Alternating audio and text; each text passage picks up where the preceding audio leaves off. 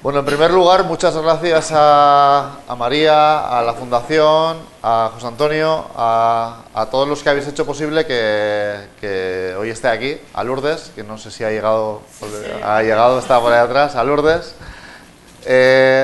Para mí es un placer poder compartir lo que hago, lo que he hecho y lo que más concretamente en los últimos 2 años, principalmente en este año, estoy ayudando a otros que hagan.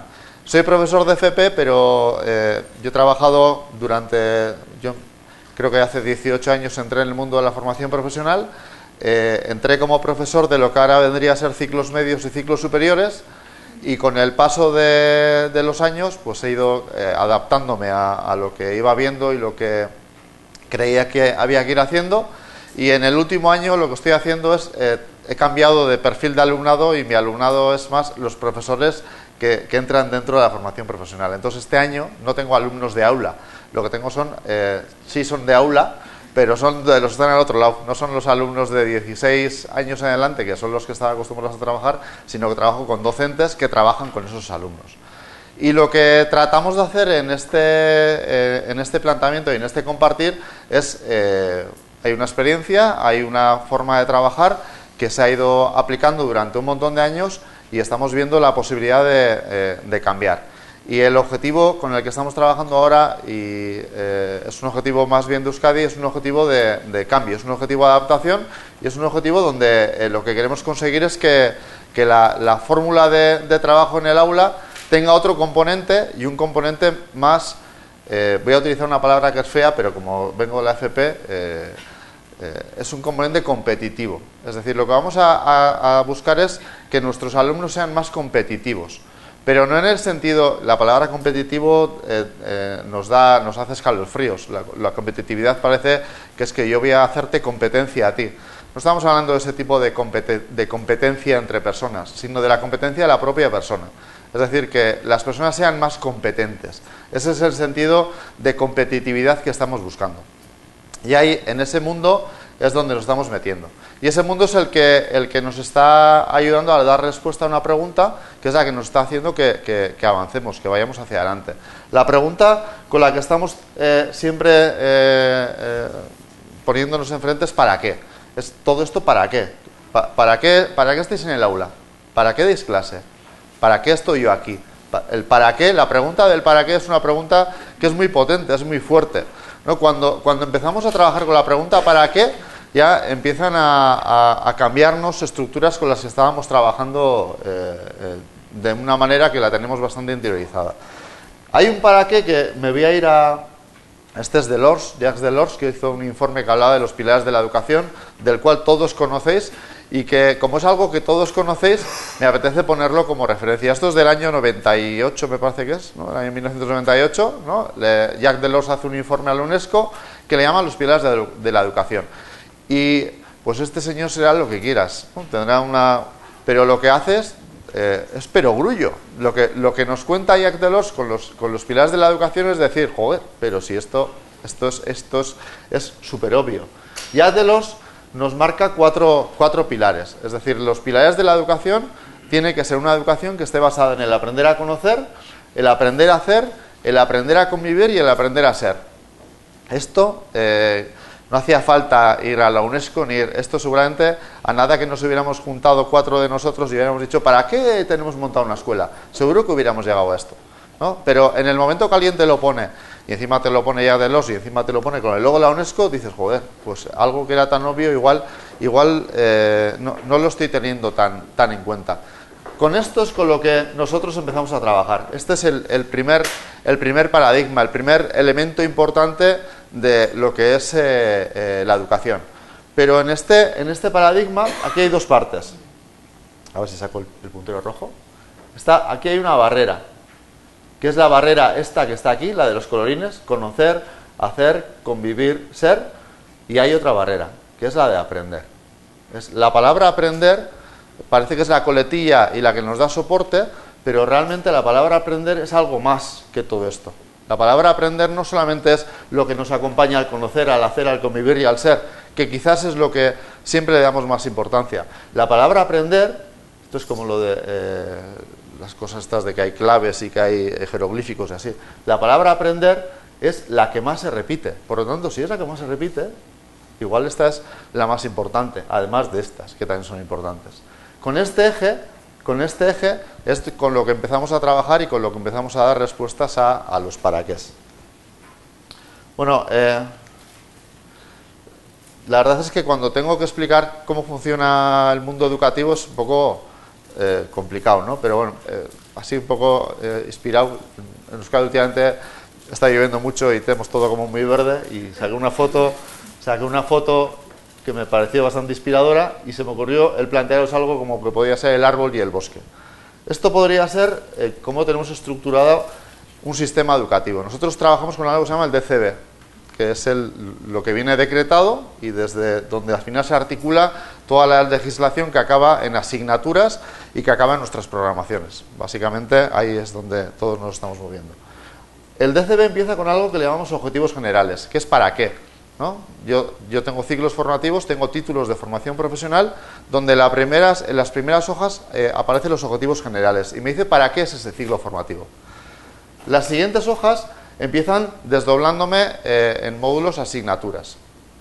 El siguiente nivel de desdoble tiene que ver con resultados de aprendizaje, es decir, hay unos objetivos generales que luego van, aquí esta palabra es resultados generales del módulo, se divide en módulos asignaturas que a su vez tienen resultados de aprendizaje, que luego se subdividen en contenidos, que a su vez luego se subdividen en contenidos procedimentales, conceptuales, actitudinales.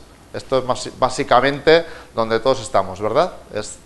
Bueno, y todo esto debería dar respuesta a un para qué. Pero el para qué y este para qué, ¿quién estaban desayunando conmigo? ¿Dónde estaba Monse? Que no le veo. No sé, no está. Está en otro taller. Bueno, pues estaba en una conversación del desayuno, daba pie a lo que aparece después, que es que todo esto acaba en un to be or not to be.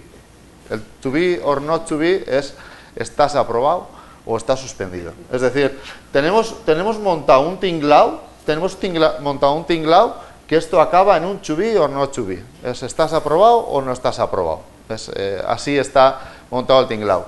Y la pregunta que os voy a hacer yo ahora es, ¿este es el to be or not to be es el para que nos comentaba al principio? Bueno, pues aquí es donde en mi caso empiezan a crujirme los paras. Aquí es donde empiezan a haber pequeños problemas. Voy para adelante.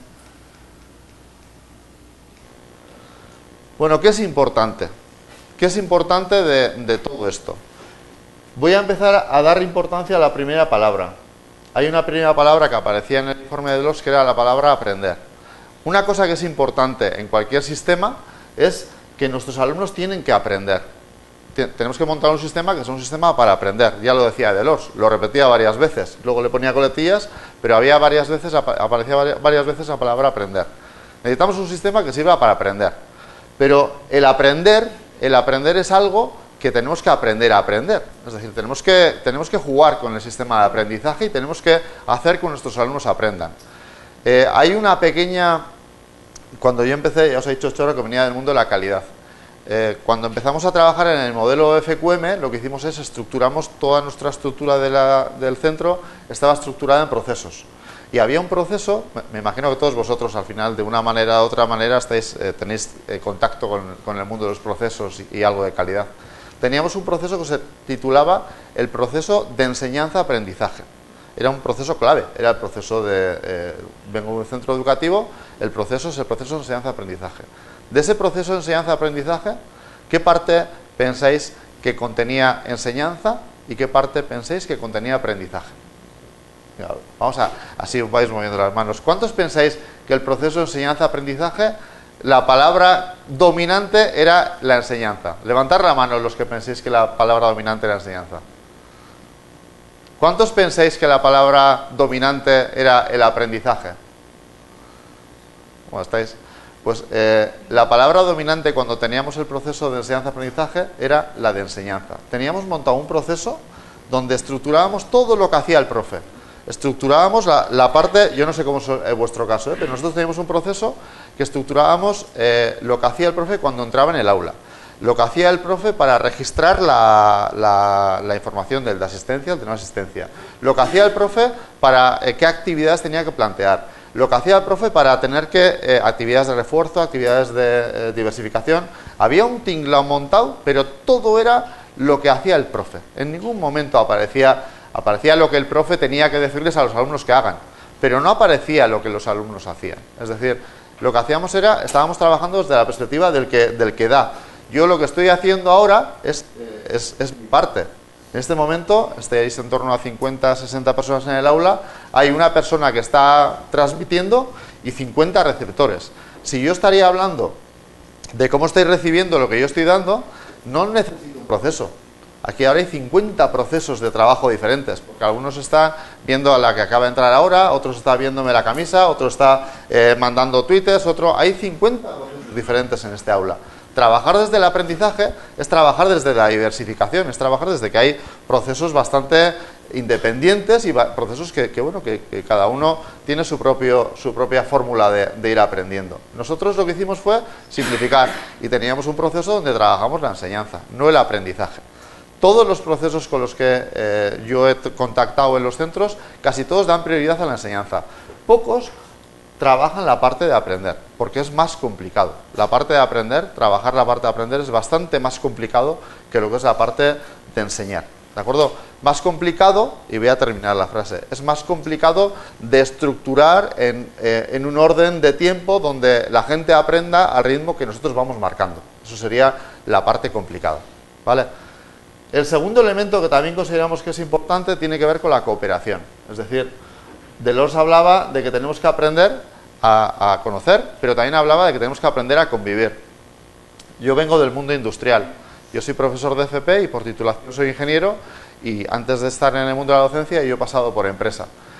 Y cualquier proceso, cualquier estructura, cualquier planteamiento de empresa ya necesita de un planteamiento cooperativo. No hay nada que en el mundo industrial se haga que funcione de manera individual, y es uno de los mundos donde es más complicado el vender el elemento cooperativo. Cuando una organización es capaz de integrar los know-hows de todas las personas y hacer que toda esa mecánica funcione como una orquesta, esa es la organización que empieza, os voy a utilizar la palabra que he dicho antes, empieza a ser competitiva. Cualquier organización a cualquier escala. Vosotros funcionáis con organizaciones laborales, todos estáis contratados, es decir, tenéis una empresa, tenéis a alguien que os cobija, me da igual que sea centro público, centro concertado, centro privado, estáis dentro de una organización. Esa organización funciona mucho mejor, es mucho más competitiva cuando los integrantes de esa organización funcionan como una orquesta, funcionan coordinados como los miembros de una orquesta. También tenéis otras organizaciones, las familiares, todos formáis parte de estructuras familiares. Pasa exactamente lo mismo. La parte cooperativa, la parte colaborativa, en el momento en que empieza eso a funcionar, es cuando empieza a ser competitivo. Y entender la palabra competitiva, no en el sentido de hacer competencia a otra persona, sino en el sentido de posibilidad de crecimiento y posibilidad de ir cada día hacia algo mejor. El tercer elemento que también es importante tiene que ver no con los contenidos, sino con para qué sirven esos contenidos. Cuando vosotros deis contenidos, cuando yo doy contenidos, cuando trabajamos contenidos, cuando yo os estoy trasladando algo a vosotros, ¿para qué os estoy trasladando? ¿Cuál es el sentido de que la gente sepa?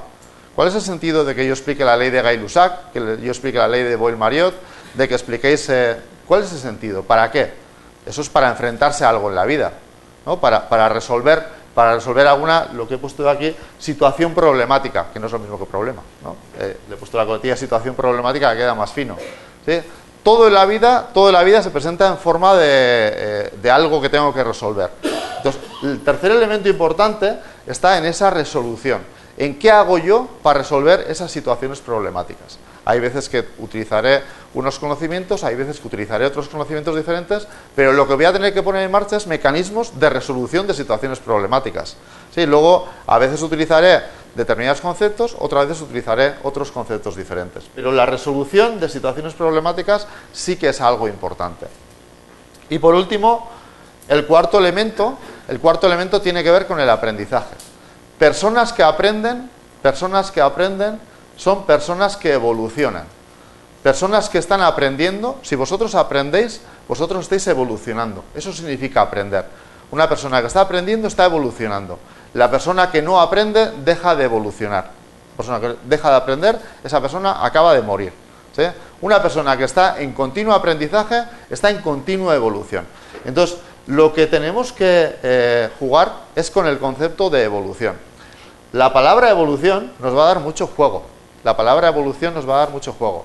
Y esta palabra evolución está puesta aquí de esta manera porque se parece a otra palabra que utilizamos bastante. La palabra evolución tiene un sentido con el to be or not to be. La palabra evolución es una palabra que está muy ligada con la palabra evaluación. ¿Sí? Si conseguimos estructurar una evaluación de tal manera que no acabe en el to be or not to be, sino que acabe en un evolución, es decir, que nos permita crecer, ahí es donde podríamos estar hablando de un sistema basado en aprender, que es un sistema que está basado en la evolución. Esto sería lo que es importante de lo anterior. Esta presentación la he incluido esta semana. No sé si algunos estáis haciendo Schoolnet. Esta semana ha lanzado, el lunes pasado empezó un curso que tenía con el Future Classroom Lab, tiene que ver con las clases del futuro, con organizaciones, y sacaba una diapositiva que era el 21st Century Skills, que son las competencias del siglo XXI. En esas competencias del siglo XXI planteaban, esto es el que lo presentaba era Roger Blamire, y presentaba seis niveles competenciales. Lo pongo porque me pareció diferente de lo que había visto. Tampoco me pareció igual que a vosotros ahora, ¿no? Vosotros lo estáis viendo ahora y no os dice, ¡ay, es algo que no me hubiera imaginado nunca, que nadie se hubiera imaginado nunca! ¿No? Lo veis ahí y decís, es verdad, ¿no? Y dices, qué bonito queda ordenado, porque yo también esto lo veo, pero bueno, pero es una forma de ordenar. Pero bueno, el ver algo que tenemos en la cabeza de una manera ordenada nos ayuda bastante. Y este Roger Blamire hablaba de que dentro de esas 6 competencias, hablaba de que la primera tenía que ser creatividad, la segunda tenía que ser comunicación, la tercera colaboración, competencia digital, pensamiento creativo y responsabilidad personal y social. Y cuando hablaba de responsabilidad personal y social, estaba hablando de lo que es la responsabilidad personal en el proceso de aprendizaje. ¿Cómo me implico yo en mis procesos de aprendizaje? ¿Cómo soy yo el que soy el dueño de esos procesos de evolución y de esos procesos de aprender? Aquí es donde nos estamos moviendo. Y todo lo que las estructuras metodológicas y las estructuras que os pueda contar yo, que os pueda contar cualquiera, van a dar respuesta a estos para qué. ¿Qué puedo hacer? Bueno, pues para dar respuesta a estos para qué, lo que nosotros podemos hacer es trabajar en esos 4 ámbitos que os he dicho yo. En primer lugar, si quiero que aprendan a aprender, si quiero que aprendan, ¿qué es lo que tendré que trabajar? Pues olvidar un poco de lo que es enseñar y fomentar un poco lo que es el aprender. Pero lo que es el aprender, yo os puedo enseñar 1000 cosas, ¿sí? Y puedo hablar más rápido y si hablo más rápido puedo aumentar del 1000 al 2000. Pero el que yo os enseñe y el que yo os cuente no es garantía de que aprendáis. El aprender lo hacéis vosotros, solo vosotros lo vais a aprender. De todo lo que yo os voy a contar, solo os va a valer aquello que lo apliquéis, aquello que lo hagáis, aquello que lo probéis. Eso es lo único que vais a llegar a aprender.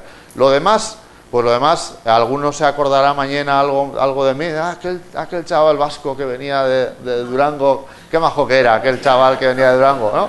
¿Se acordará? Y otros la semana que viene estaréis el sábado en casa y dirán, yo, el sábado, ¿por qué no te llevé al partido de fútbol yo a ti? ¿Dónde estuve yo el sábado pasado? La semana que viene alguno no se va a acordar ni dónde ha estado hoy, ¿no? Entonces, claro, si no lo pruebas no aprendes. Te lo cuentan, pero ahí va quedando. Y tenemos tantas cosas que nos van contando que esto, mientras no inventen lo de las ampliaciones de memoria, esto queda donde queda, ¿vale? Si quiero que aprendan a trabajar en equipo, ¿qué es lo que tendré que hacer? Si yo quiero que vosotros aprendáis a trabajar en equipo, ¿qué es lo que tendré que hacer? Deciros, contaros, montar una clase de relaciones en el entorno de trabajo, que son maravillosas las clases y los docentes y las docentes son una maravilla, pero deciros, contaros las claves de cómo funciona el equipo y de lo que es la vida, ¿no? Os vea eso. Vosotros habéis aprendido así aquí muchos tendréis pareja y estas cosas, ¿no? A vivir con vuestra pareja, a trabajar en equipo con vuestra pareja, o habéis aprendido porque vuestra madre o vuestro padre os lo ha contado. No, eso no funciona así. Yo aprendo a trabajar en equipo con mi pareja haciéndolo. ¿sí? Viendo lo que le gusta, viendo lo que no le gusta, analizando y haciendo otra cosa que aparece más abajo, que es evolucionando. No sé vosotros cuánto tiempo lleváis con vuestra pareja, pero lo que vuestra experiencia de trabajo en equipo con vuestra pareja del día 1 y vuestra experiencia de trabajo en equipo con vuestra pareja de hoy no es la misma, no es la misma. Lo que habéis hecho es evolucionar.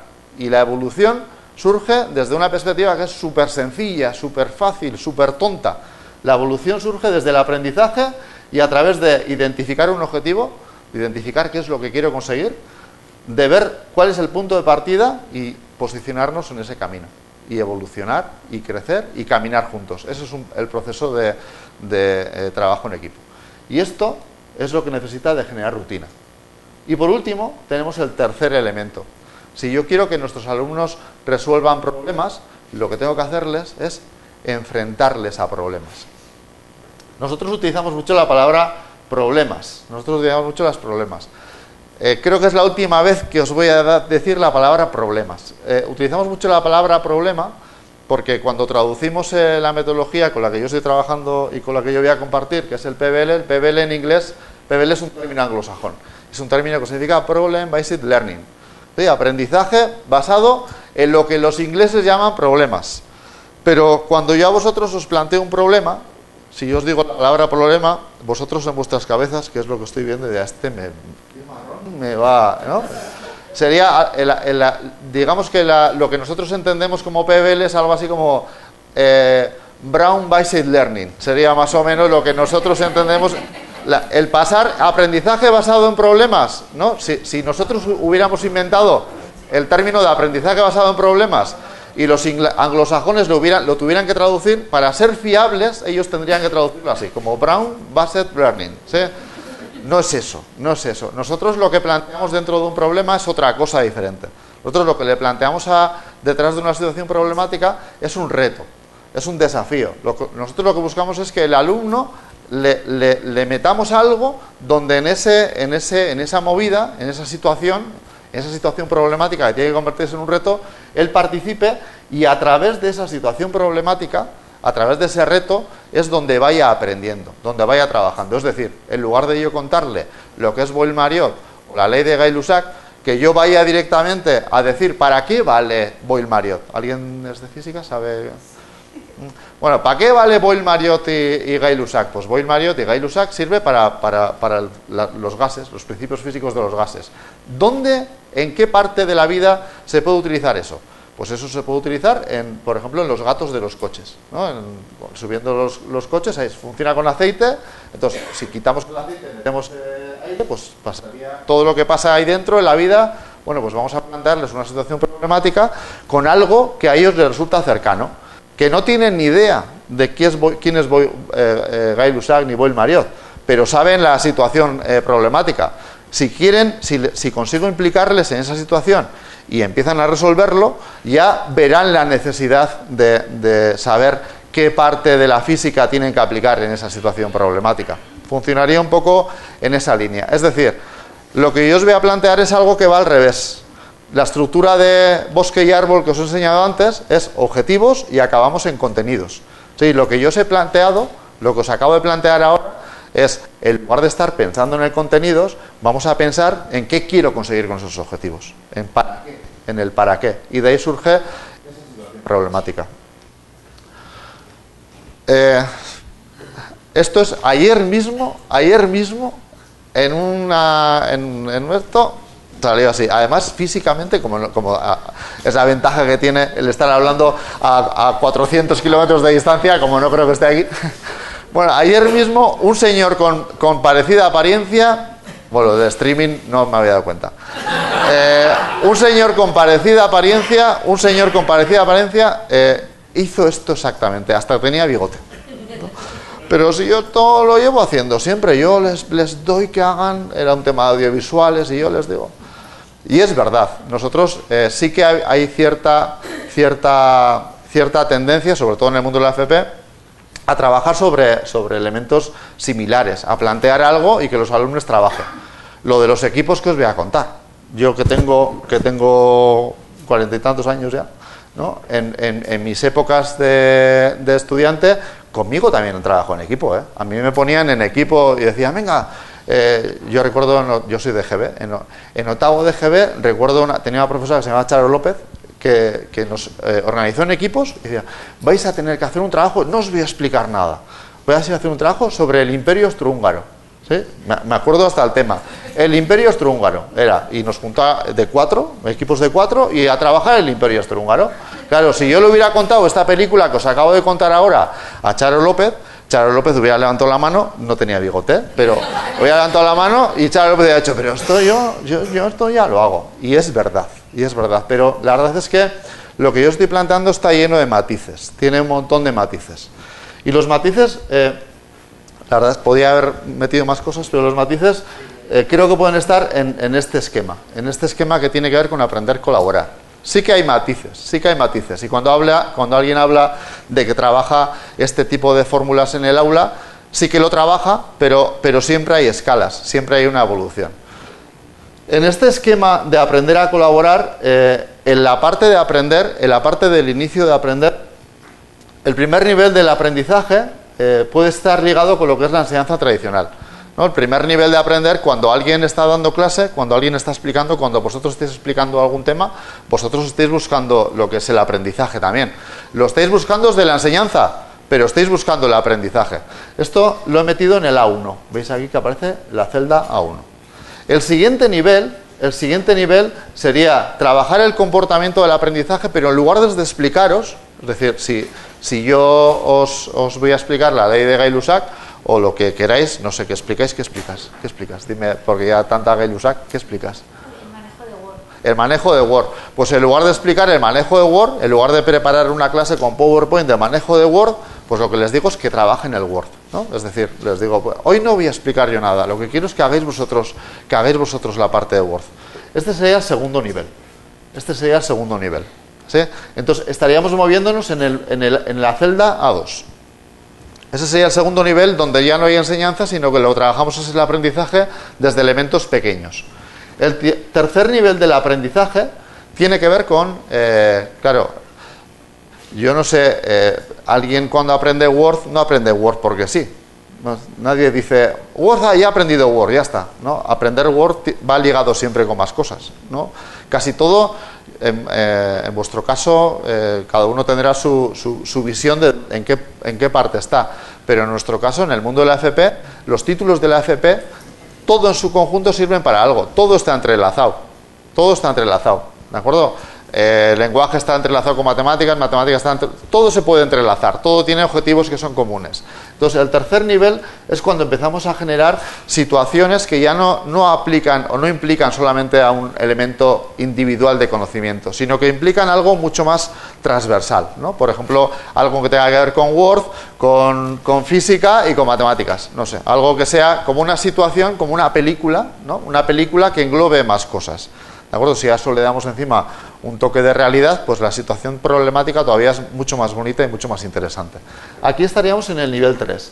Esto podríamos estar hablando de lo que nosotros entendemos con el concepto proyecto, ¿no?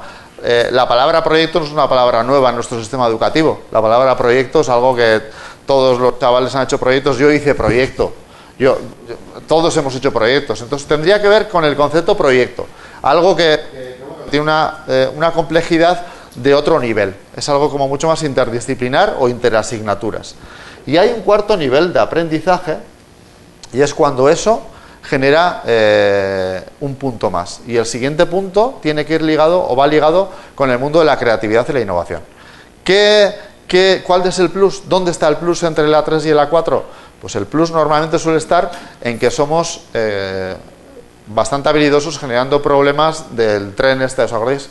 No sé si todavía está, ahora con los aves y así, igual ha cambiado un poco el planteamiento. Pero había un tren que salía de Valladolid y otro tren que salía de Murcia, ¿no? Que lo conoció mi abuelo, lo conoció mi padre, y cuando me tocó a mí, todavía los que manejaban el tren eran los mismos, ¿no? No habían cambiado ni a los que manejaban el tren, ¿no? Pero esos se juntaban exactamente en el mismo punto geográfico, ¿sí? Eso había un punto geográfico, y si no se juntaban ahí, eso mal, el tren volvía a su sitio, ¿sí? Ese no valía, no, tenía que juntarse en ese sitio, ¿vale? La verdad es que favorece el tema de que las habilidades de las cuentas y los... pero la verdad es que el mundo de las alternativas ahí quedaba bastante capao, ¿no? ¿Dónde está el paso de la 3 a la 4? Precisamente en ahí. Precisamente cuando, en lugar de plantear una situación problemática cerrada, planteamos una situación problemática abierta.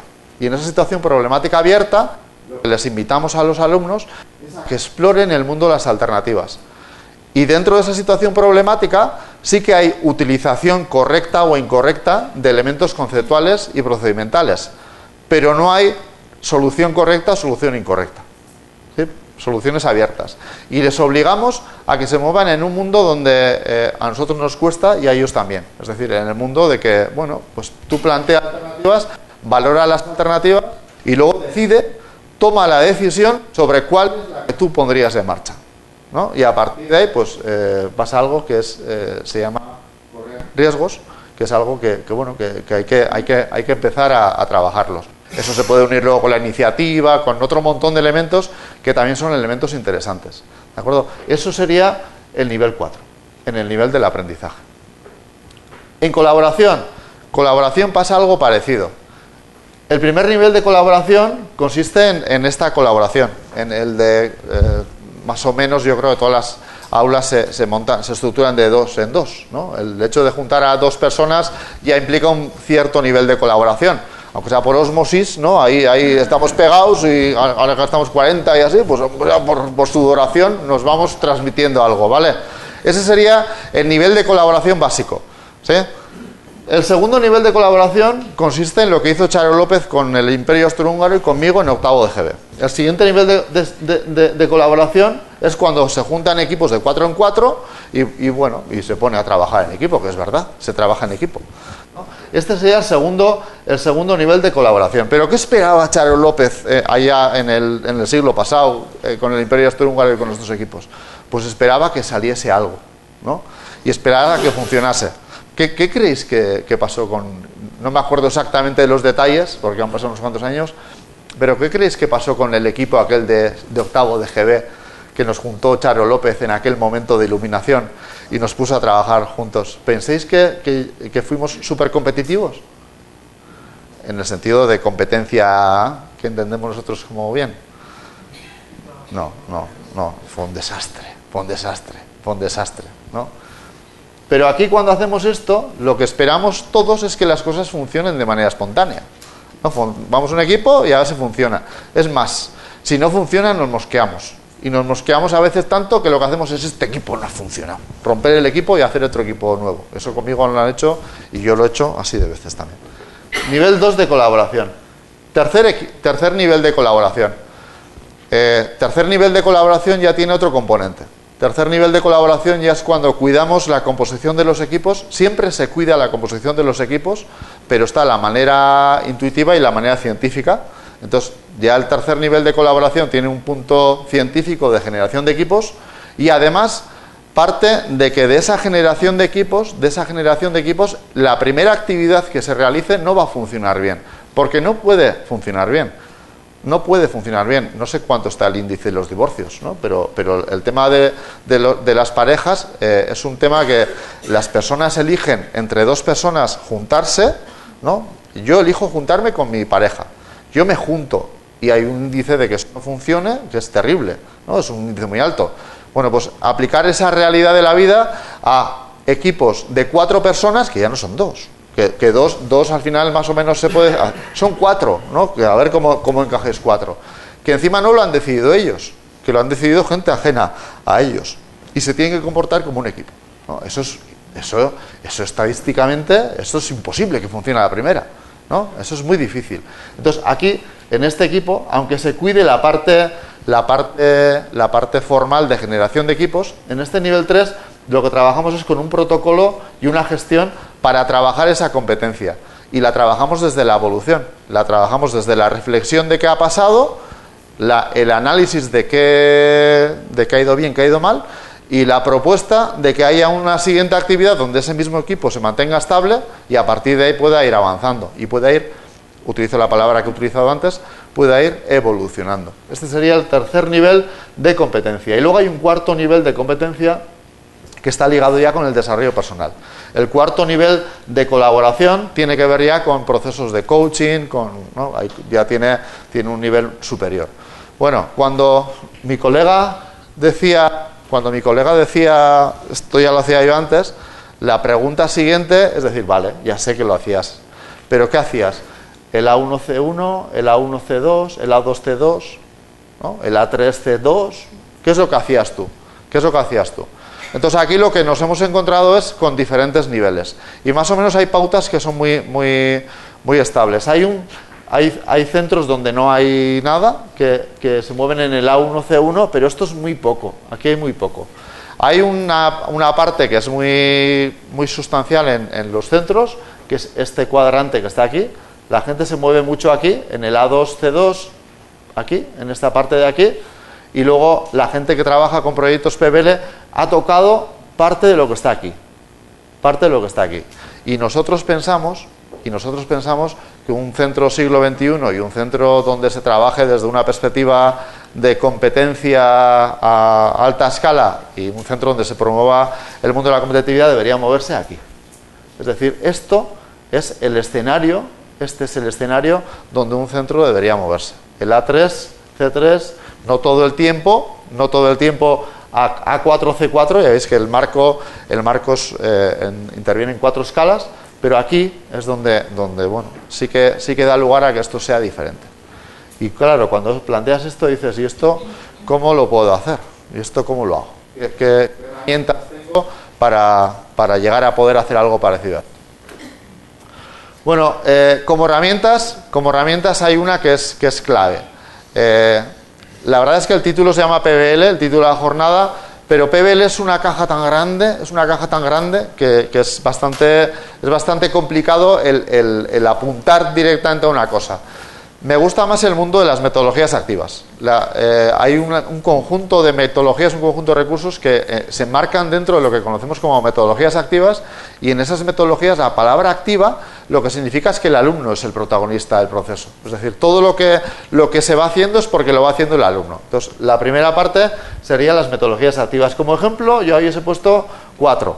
Tenemos el estudio de casos, el design thinking, que las dos primeros son herramientas, el project based learning y el problem based learning, que la verdad es que tampoco en estas dos hay más cosas que las unen que las separan, ¿sí? Depende de quién nos lo explique, prácticamente no vais a ver ninguna diferencia. Y hay otro elemento que también es muy importante, y es el elemento nuestro. Nosotros cuando trabajamos en un aula estamos acostumbrados a dirigir el aula. El enseñar significa el dirigir el cómo el cómo trabajamos la enseñanza, los temas, las actividades. Cuando cambiamos a metodologías activas, cuando el alumno es el que lleva la voz cantante, yo también tengo que asumir un rol diferente. Es decir, tengo que asumir un rol de facilitador, de dinamizador. Y ese cambio de rol, no sé a vosotros cómo os resulta, pero a mí me resulta a veces muy complicado. Es muy complicado porque nos obliga muchas veces a gestionar situaciones de caos. Hay que mover otro tipo de situaciones. Y nos obliga a luchar contra el propio proceso de aprendizaje del alumno. El aprender no es algo sencillo, el aprender es algo duro. Entonces, el hacer que el alumno aprenda, el hacer que el alumno esté trabajando él mismo sus propios procesos de aprendizaje, no es decirle a él lo que tiene que hacer, sino preguntarle y dar con la pregunta adecuada, de tal manera que el alumno descubra qué le falta para pasar al siguiente escalón, ¿sí? Y eso no con todos los alumnos es lo mismo. Cada alumno tiene sus propias escaleras, sus propios escalones y sus propias preguntas que le activan ese pasar de escalón a otro. Definición, tenía que poner una definición. Entonces la definición que os propongo para el PBL es la siguiente. El PBL es una metodología que está enmarcada dentro de estas teorías, del aprendizaje learning by doing, del aprender haciendo, de lo que es el aprendizaje activo y colaborativo, donde, y esto sí es prescriptivo para el PBL, donde organizamos el aula en grupos de 4 o 5 personas, es decir, organizamos el aula en equipo, y a los equipos les planteamos una situación problemática cercana a ellos. Y tenemos 3 alternativas. Esa situación problemática puede ser sobre algún suceso pasado, ¿no? Podéis pedirles que trabajen sobre el Imperio Austrohúngaro, como hacía Charo López, ¿no? El Imperio Austrohúngaro, Francisco Javier y aquellos, esto tuvo un momento de inicio, un momento final, y aquello haya quedado. Sí, no ha cambiado, ¿no? No es, la historia pasada ya ha quedado, ¿de acuerdo? Entonces, eso podría enmarcarse dentro de lo que aquí os pongo el caso, ¿vale? Se puede enmarcar dentro de lo que pueden ser conocimientos anteriores, es decir, podéis plantearles una situación problemática donde haya conocimientos anteriores, y esa es la definición o distinción que se le da a la parte proyectos, o podéis darle un componente de nuevo desafío. Es decir, si yo ahora os planteo a cualquiera de vosotros que no tenéis ni idea de quién es Guy Lussac, ni quién es Boyle-Mariot, ni habéis hecho nada que tenga que ver con los principios de la física hidráulica y física del aire, y os planteo un desafío que encierra todo eso, para vosotros es un problema, ¿de acuerdo? Es decir, cualquiera de estos tres elementos encerraría la situación problemática. Y el siguiente elemento es que aprenden y resuelven a través de una herramienta de resolución de problemas. Necesitamos una herramienta de resolución de problemas, necesitamos una dinámica donde trabajemos los problemas, ¿vale? Yo trabajo normalmente con el método con el ideal, pero el método de 7 pasos, que se utiliza mucho también en estos temas, es una herramienta que funciona, y luego el design thinking también es una herramienta que funciona muy bien, ¿de acuerdo? Son herramientas que al final soportan la resolución de problemas. Todo en conjunto es lo que encierra el PBL. El PBL son grupos, el PBL es una situación problemática, el PBL es resolución de problemas, el PBL es aprender, y el PBL es múltiples alternativas, porque nosotros relacionamos siempre la parte creativa con la parte de alternativas, con la parte de avanzar en las alternativas, ¿de acuerdo? Eso es un poco la línea de trabajo. ¿Me seguís hasta ahora? ¿Tenéis alguna pregunta o algo que me queráis? Podéis cortar, porque además, ya diréis, mucha metodología activa, pero si solo habla él. ¿No? ¿Sí? ¿Cómo voy de tiempo? Charo, ¿me vas? Bueno, todavía 20 minutillos. Hay 3 claves en lo que es el PBL. Dentro de lo que es este planteamiento que está aquí, hay 3 claves. Si yo esto lo hubiera tenido que reducir, esta presentación, yo hubiera tenido que poner solamente las claves están aquí. Las claves del PBL son: el aprender, es resolver problemas, y es el equipo. Esas 3 palabras son las claves del PBL. De hecho, cuando a mí hace 12 años unos suecos me dijeron que era el PBL, me lo dijeron así. Me dijeron que el PBL es aprender a aprender, es resolver problemas y es trabajo en equipo. Esas son las 3 claves del PBL. El cómo configuremos o el cómo trabajemos con esas claves es lo que nos va a dar posicionamiento en esa rúbrica de la 1 a 2, A3 a 4, A3 C2 que os he comentado antes. Sí que me gustaría dar el repaso sobre esas 3 bases, sobre la base del aprender a aprender, sobre la base de resolución de problemas y sobre la base de trabajo en equipo. Porque trabajando en esas bases es donde al final vamos a poder avanzar en lo que es el trabajo activo con los alumnos. Nosotros, nuestra propuesta siempre ha sido no el trabajar desde una perspectiva global. Nunca hemos sido tan puristas de decir de 0 a 100 en 30 segundos. Todo esto se puede trabajar desde una manera evolutiva. Y nosotros las propuestas que hemos ido haciendo han sido propuestas donde cada uno de los 3 elementos que configuran el PBL se puedan trabajar de manera independiente. Es decir, yo si quiero lanzarme hacia el PBL, pero quiero lanzarme hacia el PBL desde el aprender a aprender, yo durante una evaluación puedo estar trabajando simplemente el aprender a aprender, y luego poco a poco ya voy incorporando el resto de los elementos que agrupan lo que es el PBL. Entonces, durante estos 12 años lo que hemos ido haciendo es trabajando diferentes dinámicas que se pueden aplicar en el aula. Seguro que muchas ya las conocéis de otros sitios. Aquí no hay invenciones. Sí que hay descubrimientos, ¿no? Sí que hay, de repente hemos levantado una sábana y hemos dicho, ¡ay, si esto que teníamos aquí, cómo no, que nos vale para lo que queríamos aplicar! Sí que hay mucho descubrimiento y mucha reaplicación, pero no hay nada nuevo. Pero sí, juntado todo, sí que nos ha dado mucho sentido a todo lo que es la aplicación del PBL. En primer lugar, el mundo del aprender a aprender. Aprender a aprender es algo que es bastante... es algo... Todo el mundo, lo primero que hacemos según salimos de la tripa de la madre, lo primero que hacemos es empezar a aprender. Empezamos a aprender a decir que tenemos hambre. Eso es lo primero. Entonces, como es algo que lo hacemos desde el minuto cero, ¿no? Ya parece que es algo que lo tenemos procesado y que nuestros alumnos, como desde el minuto cero, también ya vienen con el kit de aprender, con el app de aprender, ahora vienen con el app de aprender ya puesto, pues bueno, pues ya sabrán aprender a aprender. Bueno, no son procesos tan sencillos. No son procesos tan sencillos. Bueno, aprender puede ser algo parecido a esto. Esto es lo que es aprender a aprender. Hay un momento de planificación, que es algo, alguien me dice lo que tengo que aprender, o yo decido que tengo que aprender, ¿no? Quiero aprender a andar en bici. O digo yo, tienes que aprender Word, ¿no? Hay algo que desencadena el primer momento. Hay una ejecución, hay una planificación de esa ejecución, y aquí hay un contraste. Un contraste que puede ser que me monto en la bicicleta y ando o no ando, me caigo o no me caigo, o puede ser que hago Word o no hago Word. Aquí hay algo que me contrasta, pues un examen.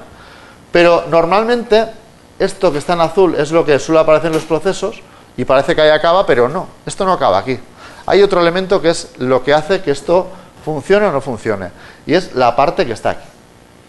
Es decir, cuando a mí alguien... Claro, aquí sería la línea del to be or not to be que os he dicho antes. Estaría aquí, ¿no? Parece que ahí acaba con el to be or not to be, pero no acaba ahí. No acaba ahí, porque esto se procesa. Esto se procesa. Y cuando esto se procesa, empieza algo que los coaches dicen que esto es una conversación interna, ¿no? Y en esta conversación interna pueden pasar dos cosas. Puede pasar que lo que aquí haya pasado, imaginar que aquí mi expectativa de esto es un 5, ¿no? Que es una expectativa viable y frecuente, ¿no? Mi expectativa es un 5, he sacado un 5, entonces si quería sacar un 5 y he sacado un 5, ¿qué pasa? Pues que me quedo aquí, no actúo, me muevo en el mundo del relax y estoy en un bucle estoy parado ahí, no hay evolución, esto no tira para ningún lado. También puede pasar que yo aquí quiera sacar un 5, pero haya sacado un 1, ¿no? Ay, amigo, tienes un 1, o como decían en el café, un 4,95. Tienes un 4,95, ¿no? Y, pero tienes un 4,95. Claro, esto podemos movernos en otro campo que todavía también es un mundo de frustración. Nuestras escuelas están llenas de frustrados, ¿eh? Entonces, en el mundo de la frustración nos pasa algo que también, aunque no tiene nada que ver con el relax, también nos lleva a la parálisis, nos lleva a la no actuación, ¿de acuerdo? Entonces, podemos entrar en este bloque, donde aquí este bloque tiene un denominador común, que es el no actuar. O podemos reinterpretar este resultado con un resultado positivo, es decir, bueno, las cosas no han ido como yo esperaba, pero bueno, ¿qué es lo que ha ido mal? ¿Qué es lo que ha ido? Proceso de análisis que me lleve a una actuación y de aquí me lleva al aprendizaje. Esta es la columna del aprendizaje. Todo lo que no sea estar aquí es no aprender. Entonces yo lo que tengo que ayudar es a que la gente se mueva en esta columna. Esto es lo que tengo que hacer. No tengo que dar resultado. Lo que tengo que hacer es ayudar a que la gente se mueva en esta columna. Y esto es otro prisma diferente. Esto ya cambia el sentido del trabajo del día a día. Bueno, esto es... lo podía haber hecho de muchas maneras, pero esto lo explicamos así. La verdad es que me cuesta mucho cada vez más. Bueno, hace poco en 4 repusieron toda la saga de Star Wars, con lo cual me ayudó bastante, ¿no? Pero claro, ya los chavales, lo de Star Wars, no penséis que Star Wars, ¿y qué es Star Wars? Y yo, joder, ¿no? Pero bueno, esto básicamente funciona así, ¿no? Esto básicamente funciona así. Aquí en el mundo del aula le tenemos al lado oscuro de la fuerza, y el lado de la fuerza. Esto es así de sencillo. Y como decía el maestro Jedi, el pequeño Yoda, el lado oscuro de la fuerza tiene mucha fuerza. En nuestros centros, en nuestras casas, en nuestra vida, esto no sabéis lo que tira.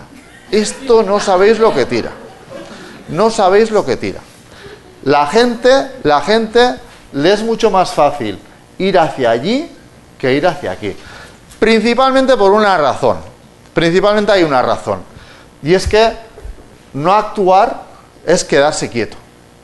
No actuar es quedarse quieto. Y actuar es moverse. Y quedarse quieto cansa menos que moverse. Esto está científicamente demostrado. Hay múltiples estudios científicos desde el MIT, desde cualquier, ¿no? Y esto cansa mucho menos que esto. Esto cansa mucho menos que esto, ¿no? Entonces, tenemos que volver a la pregunta original. ¿Para qué?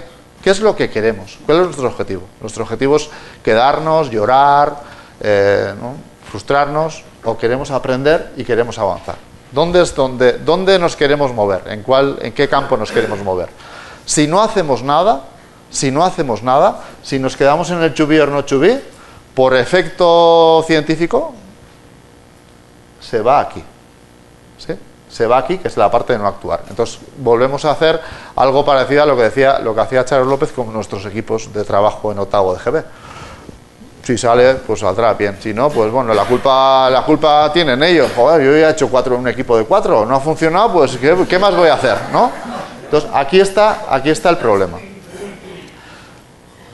La verdad es que hay muchos enemigos. El mundo del aprendizaje es un mundo que está lleno de enemigos. Es decir, yo os he puesto con Darth Vader y con el maestro Yoda, pero detrás de Darth Vader vuelvo otra vez a recuperar lo que os decía antes de lo que es la lectura coach, ¿no? Dentro de lo que es Darth Vader, lo que hay es una conversación interna. Podía haber puesto Darth Vader, o cuando yo era chaval nos ponían el ángel blanco y el ángel rojo y estos así que nos decían, ¿no? Es parecido. Yo soy más de Star Wars y del Señor de los Anillos y estas cosas, ¿no? Podía haber puesto a Sauron, ¿no? Pero es lo mismo. Pero detrás de todo eso, de todo eso hay una conversación interna. Hay algo que me digo yo a mí mismo y que me hace posicionar. Y eso que me digo a mí mismo puede estar aquí. Es decir, aquí hay un decálogo que seguramente se os ocurrirán muchos más, pero que va en esta línea. Es decir, mi enemigo frente al aprender a aprender es luchar contra uno de estos 10 elementos. El primer elemento es el bloqueo ante el no sé. La palabra no sé genera pánico. La palabra no sé genera pánico, ¿no? Entonces la gente se bloquea. Entonces hay que restarle importancia. Hay que restarle... ¿Qué pasa que no sepas? ¿Qué supone que no sepas? ¿No? Fijaros cómo el enfoque es un enfoque basado en preguntas, ¿no? Es sacarle de ese bloqueo. El segundo elemento es no avanzar escudándonos en eso ya lo sé. Es tan malo decir que lo sabes como que no lo sabes, ¿no? Me pasa desde que trabajo con docentes, me pasa muchísimo. La verdad es que el sentido del eso ya lo sé también es escudarse. Yo pongo una barrera, no, eso ya lo sé. Es lo mismo que el del bigote. Esto yo ya lo llevo haciendo desde siempre. No, en el momento que dices eso ya lo sé, tú pones una barrera para no seguir aprendiendo. ¿De acuerdo? Pones una barrera y a partir de ahí es que no te interesa, no quieres seguir avanzando. Un tercer elemento que también nos pasa mucho a los profes, menos con los alumnos, es querer tener todo claro todo el tiempo. Y ahora lo siguiente que tengo que hacer, ¿qué es? ¿No? ¿Qué es lo siguiente que tengo que hacer? Pues pruébalo. No sé cuál es. ¿De dónde saco los retos? ¿Dónde está el libro? ¿Dónde está? ¿Qué es lo siguiente? El tener todo estructurado es bastante nos da seguridad. El tener todo marcado nos da seguridad. Entonces, cuando no tienes todo marcado lo que vas a hacer, dejas de tener esa seguridad. Cuando estás trabajando con metodologías activas, si tenéis 35 en el aula, los 35 llevan ritmos diferentes. No hay, también es otro estudio científicamente demostrado, no hay nadie que aprenda a la misma velocidad y al mismo ritmo que otra persona. No, yo tengo dos hijos, niño y una niña. Son gemelos del mismo padre y la misma madre, ¿no? Y se apellidan igual, y todo igual. Mismo tiempo, claro, yo tengo en mi familia y en mi entorno hay gente que tiene 2 hijos y les ves diferentes y dices, ya, pero no es lo mismo, porque 2 años más tarde tú también has aprendido más cosas y no, en mi caso no. En 5 minutos de diferencia y a partir de ahí todo es igual. No tienen nada que ver, están en la misma vela, siempre han tenido los mismos profesores, los amigos son los mismos, tienen el mismo círculo de amigos, todo es igual. Pero no tienen nada que ver. No voy a meter en detalles, ¿no? Porque a partir de ahí eso es otra charla diferente, Pero no tienen nada que ver, no tienen nada que ver, no tienen nada que ver. Cuando nosotros estamos planteando una metodología activa, no podemos tener claro todo el tiempo. Todo el tiempo. Cada uno va a su ritmo. Entonces yo lo que tengo que hacer es ser flexible, jugar con esa flexibilidad, con toda la inseguridad que eso me supone. El cuarto elemento es estar continuamente juzgando. Decir esto no va a funcionar, esto es los juicios es algo que siempre también paralizan y frenan bastante. Y los juicios también están ligados que pensar por quién soy no puedo aprender, ¿no? Es otra forma de hacer juicios. Puedo hacer juicios sobre situaciones, pero también puedo hacer juicios sobre mí mismo. Yo he trabajado con gentes de programas de cualificación inicial, nosotros llamamos PCPIs, ¿no? ¿No os podéis imaginar? ¿Alguno trabaja con PCPIs? En PCPIs hay muchísima gente que porque ya está en PCPI, ¿no? Me han sacado del sistema, he suspendido la ESO y tal y cual, y estoy en PCPI. Por el hecho de estar en PCPI ya soy un inútil. No, esa asociación de ideas, ¿me la explicas otra vez? ¿No? Es por ser quien soy no puedo aprender. Por estar donde estoy no puedo aprender. No, esto no funciona así. No funciona así. Tienes capacidad de maniobra. El siguiente elemento es confundir lo que sé, lo que hago con lo que soy, ¿no? Eso tiene que ver con cómo nos afectan también las críticas, ¿no? El decir que eres malo, escribes mal, ¿no? Ya tiene que ver con identidad personal. No dando autoridad a quien enseña, el no pensar que, si vosotros, por ejemplo, ahora pensáis que yo no os puedo aportar nada, evidentemente todo lo que pase en este momento no sirve para nada, ¿no? Entonces, el no dar autoridad es un elemento también negativo. Creer que tener información es sinónimo de saber hacer, eso también es una característica muy de profe, ¿no? El tener información, el que yo os cuente y el que os dé 37 manuales así, hasta que no lo pongas en marcha, hasta que vosotros, de todo lo que vais a hacer hoy, si no, un minuto aplicando algo vale más que un año escuchando conferencias, ¿no? Esa es la parte clave. Creer que es tu idea o la mía, las discusiones en vez de la confluencia de ideas, y por último el sentimiento de miedo e incomodidad. Esos son el Darth Vader, eso es lo que utiliza. Eso es el lenguaje Darth Vader que hace que nos quedemos quietos, que nos quedemos no actuando, y en esa no actuación pues no vayamos hacia la zona de aprender. Esto es lo que está aquí. Eso es lo que yo me puedo encontrar, o 10 de las cosas que he puesto en plan brainstorming me puedo encontrar. Seguramente, si vosotros os ponéis a hacer, sacaréis otras 10, ¿de acuerdo? Pero eso es lo que está aquí. ¿Cuál es mi labor? Mi labor es pasar de aquí a aquí. Es decir, que busque el lado de la fuerza. ¿Estrategias? Pues primero haciéndoles consciente. Nosotros lo que solemos hacer es, durante la primera evaluación, durante el primer curso, la misma película que os acabo de contar ahora se la contamos a los alumnos. Bueno, primero claro, aquí hay dos temas. Primero se la contamos a los profes, ¿no? Porque el primero que tiene que entrar en esta jugada es el profe. Nosotros no solamente...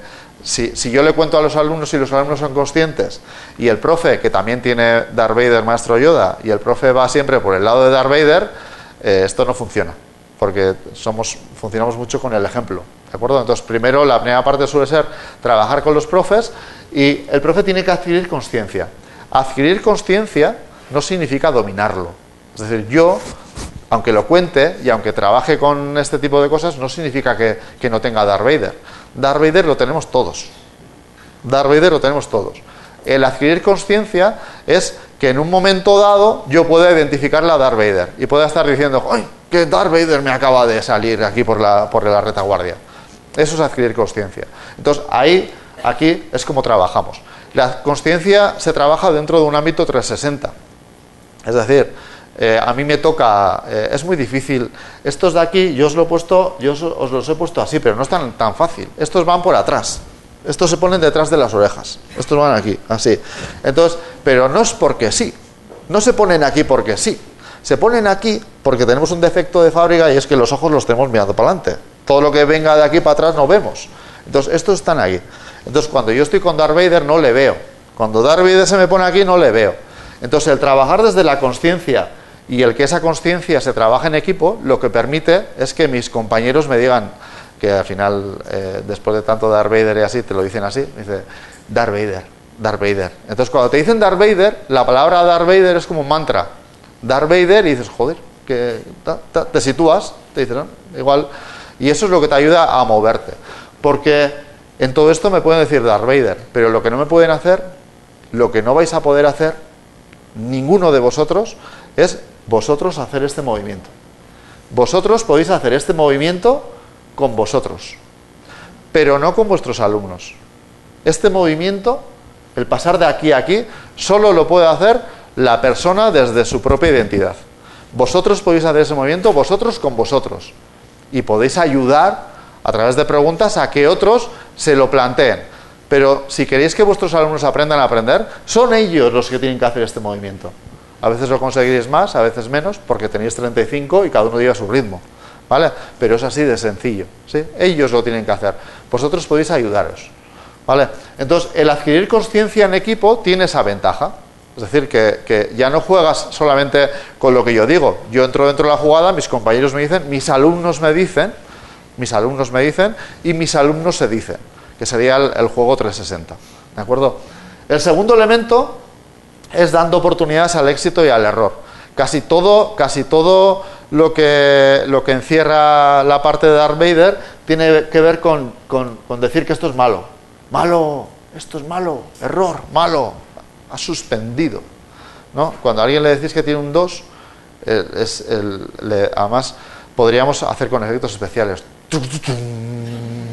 Tienes un 2, ¿no?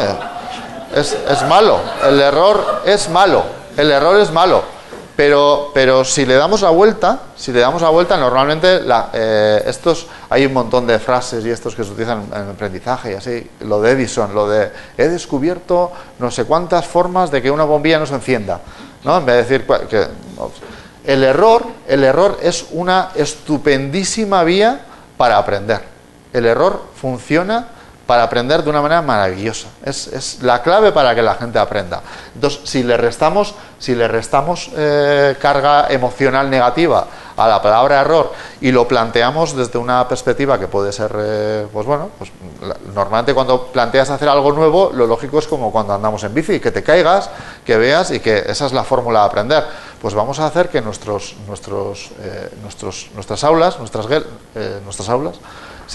sean laboratorios de ensayos, y en un laboratorio donde se busca aprender, se tiene que fomentar el que la gente también se vaya equivocando de vez en cuando.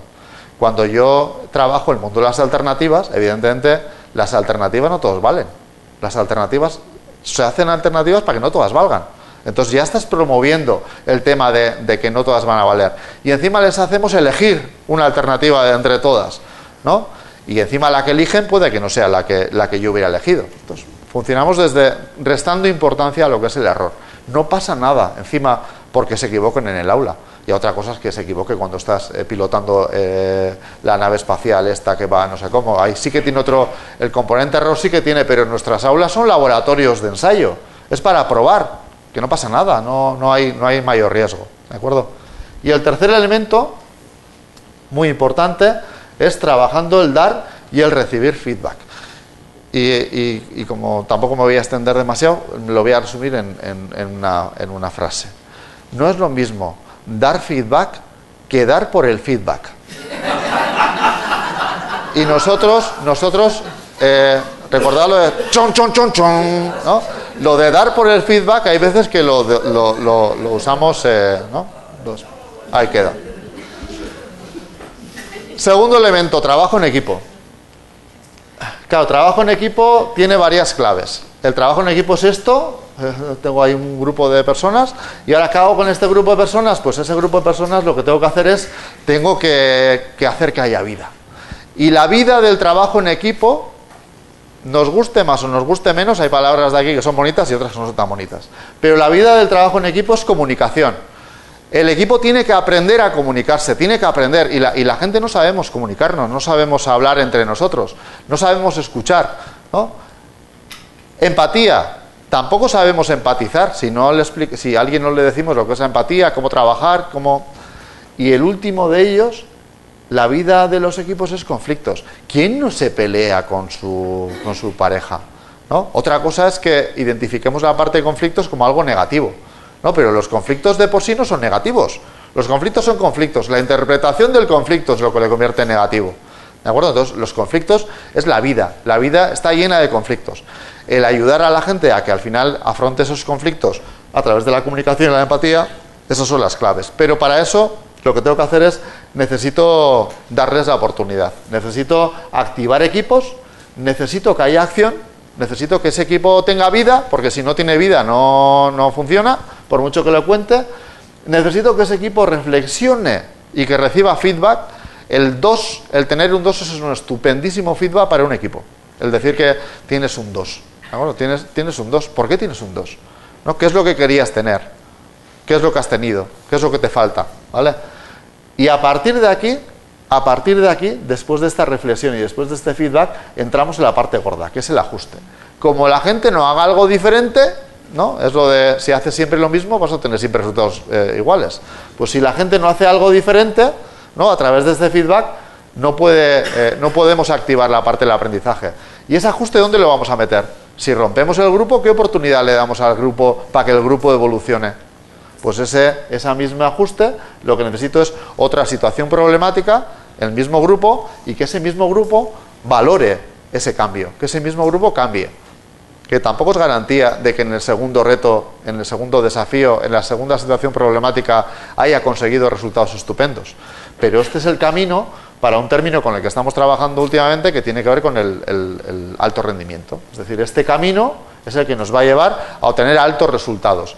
Altos resultados, cada uno en la meta en la que se vaya marcando. Es decir, cada equipo se marca sus altos resultados, pero siempre tenemos que ir hacia mejorar. Okay. ¿De acuerdo? Y por último, entramos en el mundo de la resolución de problemas. Nos hace falta un contexto, es decir, aprender a aprender, se aprende dándoles una situación problemática. El trabajo en equipo se construye a través de generación de equipos, pero nos hace falta la dinámica para que todo esto vaya adelante. Nos hace falta la dinámica para resolver esa situación problemática. Y aquí nosotros trabajamos con 3 claves. La primera clave es que un problema es algo más que el tren este que sale de un sitio y va para otro lado, que es lo que hemos comentado antes. Que hay herramientas, es decir, esto, aunque las situaciones problemáticas y la resolución de situaciones problemáticas y la creatividad dentro de los desafíos tiene un punto de caos y un punto de desorden y un punto de... Cuando asociamos la palabra creatividad dentro del aula es como, vamos a pintar, pero eso también se puede procesar, eso también se puede organizar y también se puede dinamizar, ¿no? Que la palabra clave igual es dinamizar, ¿no? Entonces, los procesos de resolución de problemas ayudan mucho en ese proceso. Y en tercer lugar, el pensamiento creativo, la innovación y un elemento muy importante, y es el elemento emocional. Los países anglosajones lo tienen muy incorporado, ¿no? Los que le seguís a Punchet, pues ya sabéis que hay todo el tema del social and emotional learning, hay una movida terrible que parece que la gente se dedica a dar besos y pues es algo más que todo eso. Una situación emocional controlada, una emocionalidad controlada nos ayuda en cualquier proceso creativo. Es decir, nosotros estamos trabajando la creatividad desde la gestión emocional, es decir, desde gente que sea proactiva a generar alternativas. La emocionalidad de la seguridad, hay muchas emocionalidades que son muy interesantes para canalizarlas dentro de procesos creativos. Entonces, pues bueno, aquí el elemento emocional es un elemento muy importante. Os presento dos columnas. Luego en el taller trabajaremos con una de ellas, ¿no? Son relativamente sencillas, pero hay más. Vosotros escribís en Google procesos de resolución de problemas y os salen más. Pero tienen 2 claves. Me voy a quedar con lo de arriba y con lo de abajo. La primera es lo de aquí arriba. Para que una situación problemática se convierta en desafío o en reto, tiene que haber una conexión entre la persona que recibe esa situación problemática y él mismo, su propia identidad como ser. Si yo a vosotros os planteo una situación problemática y os digo, a partir del lunes que viene, después de la charla que os acaba de dar Dani, quiero que pongáis en marcha una planificación de implantación del PBL antes de Navidad, antes de verano, todo el centro tiene que estar trabajando con PBL. Fijaros qué pedazo de desafío que os acabo de lanzar. Bueno, pues ese desafío, tal cual, ni puntos ni comas diferentes. Ese desafío vosotros lo podéis vivir como el Brown, ¿no? Este Dani nos ha lanzado el Brown Dispatcher, nos ha pasado un marrón. O lo podéis vivir como un desafío. ¿Dónde está la diferencia entre vivirlo como un marrón o vivirlo como un desafío? En vuestras cabecitas. En vuestras cabecitas. Depende de la interpretación que hagáis de lo que yo os acabo de contar, eso lo vais a vivir como un marrón o como un desafío.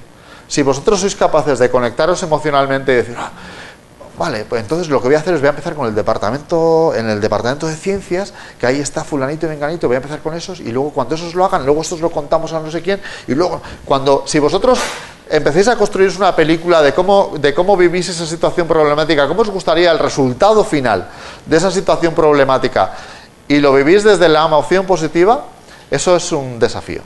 Si vosotros empecéis a hacer Operación Búfalo, ya sabéis, la Operación Búfalo es igual, ¿no? Buf, buf, buf, buf, buf. Bueno, eso ya tiene todos los visos de convertirse en un marrón, ¿de acuerdo? Con lo cual, ese inicio es clave, Nosotros esto con los alumnos, pues bueno, que si vídeos, que si... Aquí hay una clave, y es el sentido del humor. Cuando planteamos algo que tiene un componente de sentido del humor, cuando le quitamos, sobre todo con los alumnos, cuando utilizamos el sentido del humor aquí, eso es el 80% del desafío ya está ganado como desafío, está convertido en desafío. Luego hay que seguir en ello, pero el sentido del humor es clave. Y luego hay otro elemento que es importante. Bueno, os he dicho que me voy a quedar en el medio también. ¿Cómo voy de tiempo? Me quedan 3 minutos. La palabra alternativa. Desafío va con alternativas. Si a vosotros se os plantea un desafío en la vida, los desafíos en la vida tienen un montón de alternativas. Y las alternativas me obligan a elegir. ¿De acuerdo? Entonces, aquí hay que generar alternativas y luego tenemos que, por último, elegir. Tenemos que elegir y tenemos que valorar. Si lo que hemos elegido, vosotros, si con el desafío ese que os he dicho de final de curso, todos en PBL, vosotros habéis hecho una película. Pero luego llegará a fin de curso y será la realidad de lo que ha pasado. Habréis elegido diferentes alternativas, habéis elegido la que consideréis que es la mejor y habréis puesto en marcha algo. Pero al final del curso habrá que contrastar lo que vosotros habéis soñado en el minuto 1 con lo que vosotros habéis conseguido en el final del curso. Y seguramente la diferencia sea sustancial. Habrá una diferencia sustancial entre lo que vosotros habéis soñado hoy con lo que habéis conseguido. ¿De acuerdo? ¿Qué es lo que hay en el medio? Lo que hay es una resta. Entonces, para que la siguiente vez las cosas concuerden, algo tendréis que hacer diferente. Esa sería la última parte. Analizar los logros y mantener lo que haya que mantener y cambiar lo que haya que cambiar.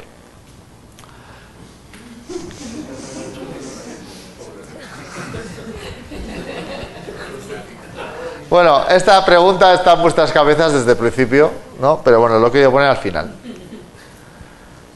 Y otra frase, igual que lo del feedback y lo de dar por el feedback. Cuando evaluamos, la calificación simplemente es un recurso dentro de la evaluación. No todo lo que evaluamos tiene que ir a la nota. No todo tiene que ir a la nota, ¿no? Para decirle yo a Charo, como sonríes, si sigues así, al final cohesionas a todo el grupo. ¿Eso cómo voy a poner yo una nota? ¿Y cómo esa nota la voy a meter dentro de...? ¿No? Eso al final es una percepción mía, que igual él no está de acuerdo, es una percepción mía, pero las percepciones son tan importantes como las notas. Entonces, aquí lo que tenemos es 2 elementos. Y de los dos elementos, cuando yo empecé con todo el tema del PBL, empezamos a trabajar solamente con el elemento 1 de aquí, con esto de aquí, y empezamos a meter el tema del trabajo en equipo dentro de esto de aquí. Y no nos funcionaba ni para atrás, no funcionaba nada. Y hubo un momento donde, claro, esto le empezamos a llamar, esta es la parte efectiva de la evaluación, la parte efectiva con la E. Esto es la parte efectiva, la parte que va a nota, la parte que necesitamos, la legislación nos obliga, ¿no? Pero había otra parte que no éramos capaces de sacar. Y es la parte afectiva, esto con A, afectiva. Y nos dimos cuenta de que todo esto, todo lo que os he contado, desde el minuto 0,1 hasta el minuto el que vayamos ahora, todo esto es, bueno, exponencialmente mejor si jugamos con esto. La parte afectiva, la parte que va ligada con las percepciones, si utilizamos ese elemento, si trabajamos con ese elemento, Si utilizamos ese elemento para evolucionar, si lo canalizamos y les decimos que no es para nota, que simplemente son evaluaciones cruzadas, pues es lo que yo opino, lo que ellos opinan, son opiniones, pero que al final, si son opiniones, algo haré yo para que la gente tenga esa opinión de mí. ¿De acuerdo? Entonces, si utilizamos eso, aunque no sea para nota, y eso lo vamos metiendo dentro de los procesos de evaluación, eso es lo que al final conseguimos, con eso conseguimos tener resultados de verdad competitivos y conseguimos que el alumnado sea mucho más competente, ¿sí? Y con esto, como estoy fuera de tiempo, pues gracias la primera parte y nos vemos en los talleres.